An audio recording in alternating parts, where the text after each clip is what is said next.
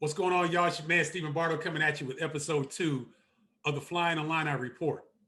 Illini fans, it's okay. Baylor is one of the best teams in the country. I know Illini fans, I know you wanted to see an Illinois victory, but it's early. It's still early in the year, right?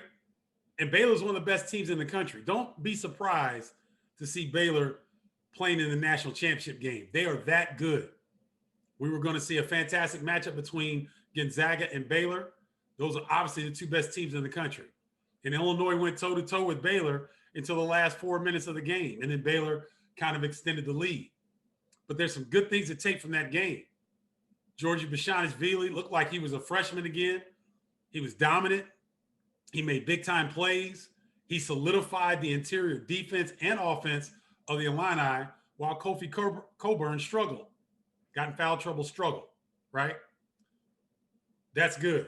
Andre Curbelo came in and had very positive minutes, right? Got to the free throw line a lot. Didn't turn the ball over as much as he had in previous games. That's positive. Ayo Dosunmu, Kofi Coburn, they struggle. That's what happens when you play top competition. They try to take away your best players. So the Illini can use this as a lesson entering this week's game at Duke.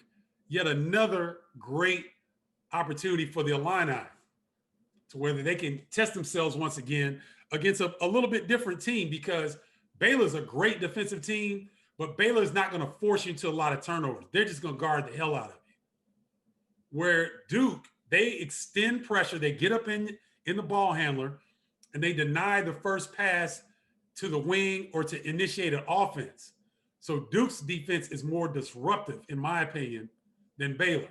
Baylor's just solid. They just guard you, then they box you out, they get the rebound, they go. Duke is different.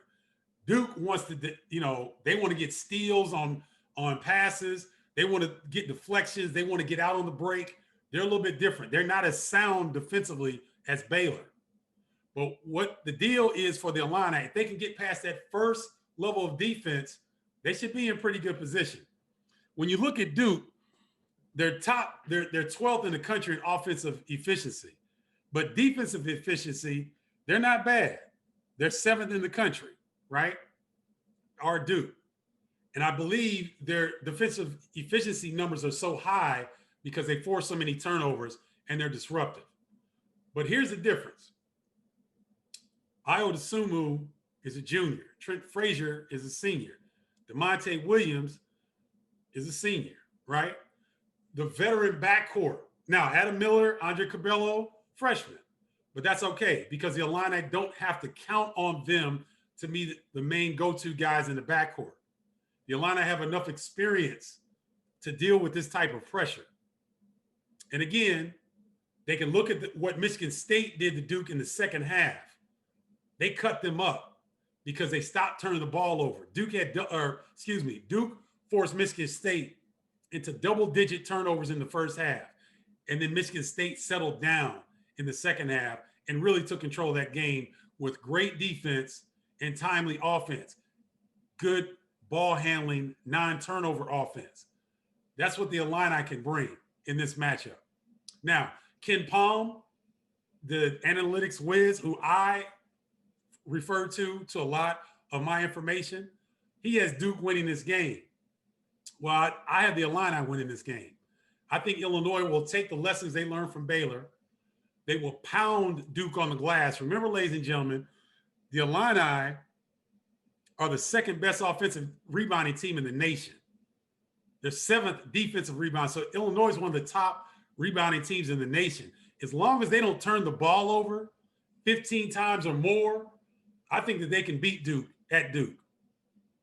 I don't know which player, I don't know which guy will get off necessarily. And it may take a team effort. It may take balanced scoring.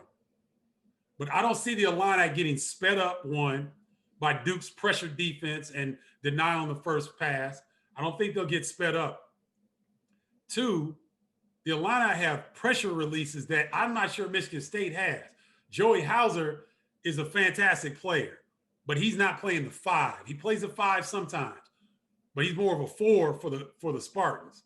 Whereas Georgie and Kofi could be pressure releases. If you're extending your defense on the perimeter and you're up pressuring the ball, if the ball gets past the first line of pressure and it gets in the paint, then it's one-on-one, mano-y-mano.